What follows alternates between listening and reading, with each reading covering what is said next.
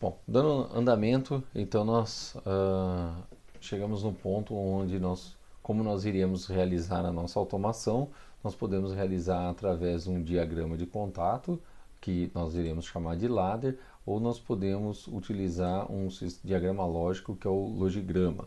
Vamos nos ater ao diagrama ladder. E para falarmos do diagrama ladder, nós precisamos então conhecer o que vem a ser um CLP. Conforme está marcado aqui, dá para a gente comparar o tamanho dele. Bom, falando do hardware de um CLP ou PLC, aqui para mim será similar uma informação ou outra.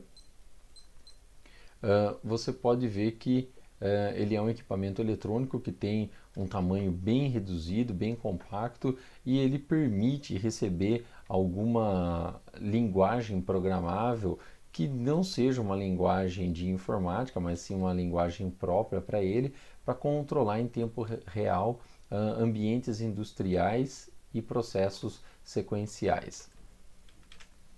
Bom, como que funciona então a estrutura interna de um CLP ou PLC, como eu já comentei? Basicamente nós temos aqui a unidade central de processamento, ou conhecida a CPU, e aqui nós temos outros quatro grandes blocos que orbitam essa CPU.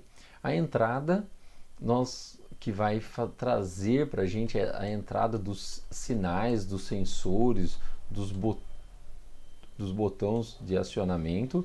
Nós temos aqui essa CPU responsável por acessar a memória e trazer o programa, trazer as instruções que estão definidas, realizar esse processamento e escrever quais são as saídas a serem realizadas, quais são os comandos a serem executados. Isso daqui nós precisamos de uma fonte de alimentação, obviamente, para poder energizar todo esse sistema e manter isso daqui funcionando.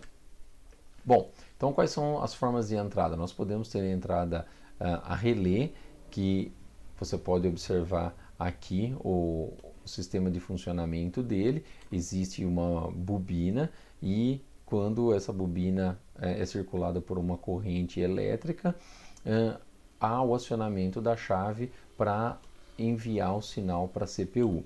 Mecanicamente eletricamente ele está isolado e tem um funcionamento mecânico. Podemos ter ainda, de forma análoga à do relé, uma entrada a transistor e um óptico acoplador. Qual é a desvantagem de se trabalhar com um transistor? Ele está eletricamente conectado aqui, como você pode ver. Isso pode resultar facilmente em queimas dessa porta de entrada. Apesar que os sistemas são bem robustos hoje em dia, mas é passível que isso aconteça ainda. Mas é necessário quando vamos fazer leituras rápidas, por exemplo, de um encoder ou de alguma outro sinal, um sinal para controlar uma variável de temperatura, uma variável analógica, nós precisamos ter esse tipo de entrada para poder fazer aquisição rápida dos sinais. E o óptico acoplador aqui, ele também está isolado, mas existem as suas limitações e o custo para se utilizar isso daqui.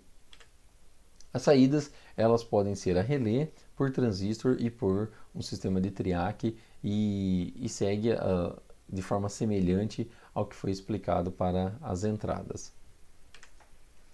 O CPU, como foi falado, ele é o bloco que tem a função de ler os valores lógicos presentes na entrada, executar essas instruções que consistem em o programa e transferir para a saída as ordens provenientes dessas instruções, gerenciar todos os periféricos e diagnosticar defeitos que possam ocorrer internamente. Então essa é a principal função da CPU.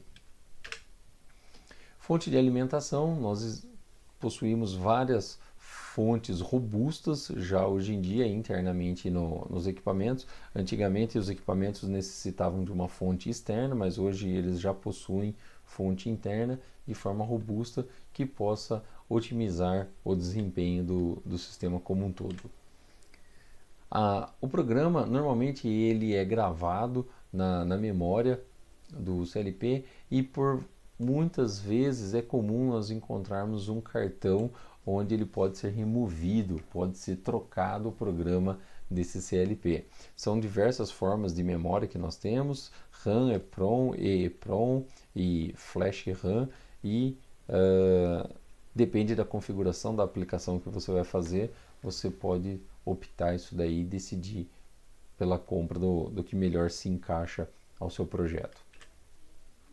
Bom, então esses cartões de acionamento e essa memória, elas são todas divididas em diversas áreas. Nós temos uma área, por exemplo, que é a área de trabalho, nós temos a área de bits retentivos, bits auxiliares, área para temporizadores, contadores, área para armazenamento de dados e muitas outras funções que não estão descritas aqui.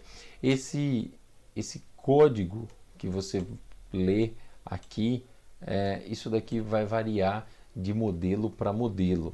Então isso daqui fica apenas um exemplo de funcionamento.